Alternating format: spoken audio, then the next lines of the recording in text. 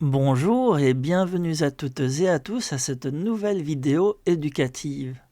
Lever les yeux vers un ciel dégagé la nuit nous renvoie à un paysage magnifique qui nous fait réfléchir sur notre existence même, sur l'environnement qui nous entoure et sur le fait que nous sommes insignifiants face à la grandeur de toute cette beauté et de toute cette complexité. Comment s'est formé cet univers ? Existe-t-il d'autres planètes similaires à la nôtre ? Comment tout ce système de planètes fonctionne-t-il ? Eh bien, essayons de donner des éléments de réponse élémentaires. Tout d'abord, il faut savoir que d'après les théories les plus avancées et élaborées et les modèles actuels, notre espace aurait un début que les scientifiques appellent Big Bang, qui veut littéralement dire grand boom si on francisait le terme. Cet événement aurait eu lieu il y a 13,8 milliards d'années. Il s'agit d'une grande explosion, entre guillemets, à partir de laquelle se serait formé tout ce qui existe.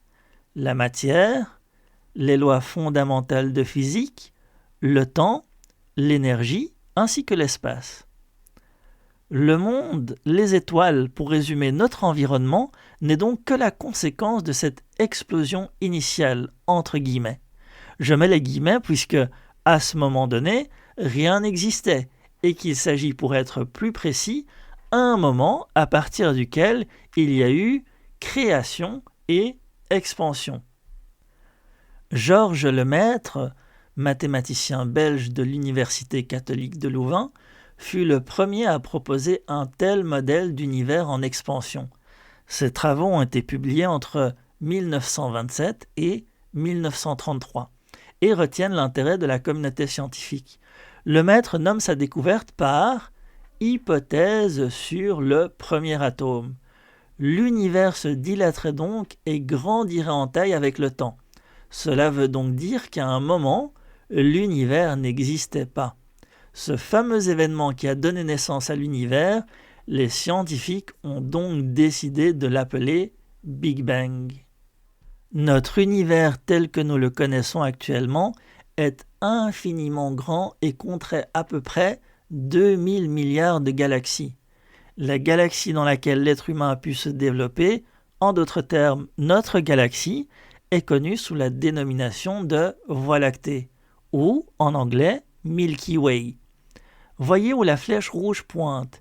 Eh bien, il s'agit seulement de notre système solaire et de notre voisinage. Chaque galaxie est donc elle-même constituée d'un nombre impressionnant d'étoiles. L'étoile la plus célèbre, notre star à nous, n'est autre que le Soleil. On parle de système solaire puisqu'il existe 8 planètes qui orbitent autour du Soleil. Les planètes dans l'ordre de la plus proche à la plus lointaine sont Mercure, Vénus, la Terre, Mars, Jupiter, Saturne, Uranus et enfin Neptune. Notre planète est donc la troisième en commençant le décompte à partir du Soleil. Elle est idéalement placée afin de permettre l'existence d'êtres vivants. Les conditions telles qu'une température idéale, la présence d'oxygène, la présence d'une atmosphère, permettent la vie elle-même.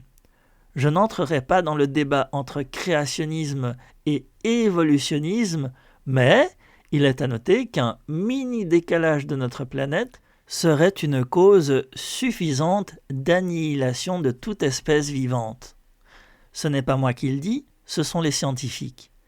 La Terre, comme toutes les autres planètes, tourne autour du Soleil selon non pas une orbite circulaire, non pas donc une orbite en forme de cercle, mais selon une orbite elliptique. Elle effectue une rotation complète en 365 jours et un quart de jour. C'est la raison pour laquelle, tous les 4 ans, on rajoute une journée supplémentaire au calendrier. Donc le mois de février a donc 29 jours tous les 4 ans lors des années bissextiles. Le périhélie correspond au point de l'orbite où la planète est la plus proche du Soleil. À l'opposé, l'aphélie correspond au point de l'orbite où la planète est la plus éloignée du Soleil. Notre planète a la caractéristique d'être inclinée, penchée. ce qui est la raison de l'existence des différentes saisons, ce qui sera sans doute le sujet d'une autre vidéo. Un angle de 23,5 degrés est observé par rapport à la verticale. L'équateur étant la ligne horizontale divisant la Terre en deux hémisphères, l'hémisphère nord au nord et l'hémisphère sud au sud. En plus d'être inclinée, la Terre effectue une rotation sur elle-même en 24 heures, ce qui est la raison pour laquelle le jour et la nuit existent. La nuit correspond au moment où les rayons du soleil ne peuvent atteindre un territoire précis à un moment précis. Sur l'image, la zone ombragée correspond à la zone où il fait encore nuit. Voilà un exemple imagé avec la ville de Paris. À gauche, il fait jour. À droite, après rotation après un certain temps, Paris se retrouve ombragé et donc en pleine nuit. Toutes les images, ou plutôt pour être plus précis, une bonne partie des photos de l'espace ont été prises par des satellites mis en orbite par l'être humain autour de la Terre. Il s'agit d'instruments à la pointe de la technologie qui, pour la plupart, tournent autour de la Terre durant une durée déterminée. Eh bien, sachez que notre planète possède un satellite naturel qui orbite autour de celle-ci, et bien évidemment, tout le monde a compris que je parlais de la Lune. Une révolution de la Lune est effectuée entre l'apparition de deux nouvelles lunes. La Lune ayant bien évidemment plusieurs phases qui correspondent au positionnement de la Lune sur son orbite, chaque phase nous renvoie une image distincte de la Lune visible sur la Terre. Ainsi, les différentes phases correspondent à ce que vous voyez sur l'image. Une nouvelle Lune, un premier quartier, la pleine Lune lorsque celle-ci est visible dans son entièreté, et enfin le dernier quartier avant de passer à nouveau à une nouvelle Lune. Il existe un moyen mnémotechnique afin de savoir si on est en début ou en fin de phase lunaire. Il suffit simplement d'observer la lettre formée par la partie éclairée. Lorsque la Lune est au stade du premier quartier, elle forme un D, ou plutôt la partie éclairée forme un D, comme dans Lune décroissante. Donc elle est son opposé, elle est croissante. Et pour l'image en bas à droite, elle forme un C, comme dans Lune croissante. C'est son opposé, dans ce cas-ci, elle est décroissante. Donc, lorsque la partie éclairée forme un D, c'est qu'elle est croissante. Lorsqu'elle forme un C, c'est qu'elle est décroissante. Entre les grandes phases lunaires, il existe des phases intermédiaires où l'on dit que la Lune est un croissant de Lune, ou que la Lune est gibbeuse croissante ou gibbeuse décroissante, selon l'explication donnée il y a quelques instants. Il est à noter que contrairement au monde occidental, le monde musulman utilise comme référence la Lune pour le calcul du temps. Le calendrier hégérien ou musulman correspond à un calendrier composé de 12 mois lunaires, où chaque nouvelle lune correspond au premier jour d'un des 12 mois qui composent le calendrier. Une année hégérienne est composée de 354 jours ou 355 jours. Une différence d'un peu plus de 10 jours par rapport au calendrier que nous utilisons. La durée de révolution de la Lune autour de la Terre étant bien inférieure à 30 jours. Reprenons. Notre planète est une planète inclinée qui tourne sur elle-même en 24 heures, raison pour laquelle le jour et la nuit existent. Elle tourne autour du Soleil en 365 jours, raison pour laquelle les 4 saisons existent.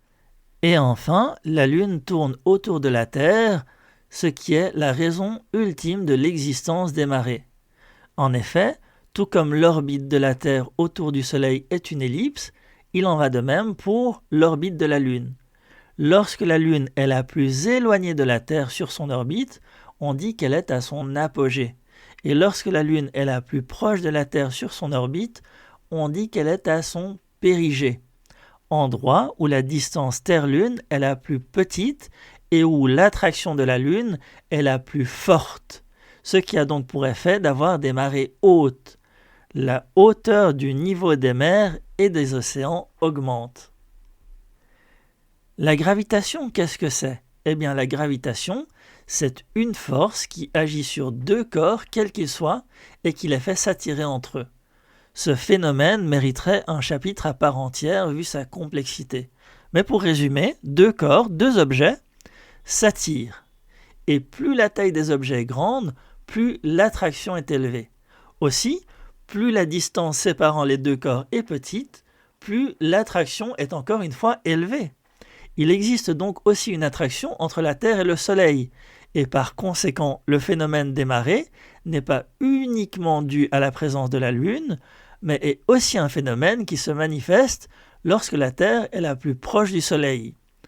Voilà une brève exploration de notre monde, en espérant que cela a pu être bénéfique pour le plus grand nombre.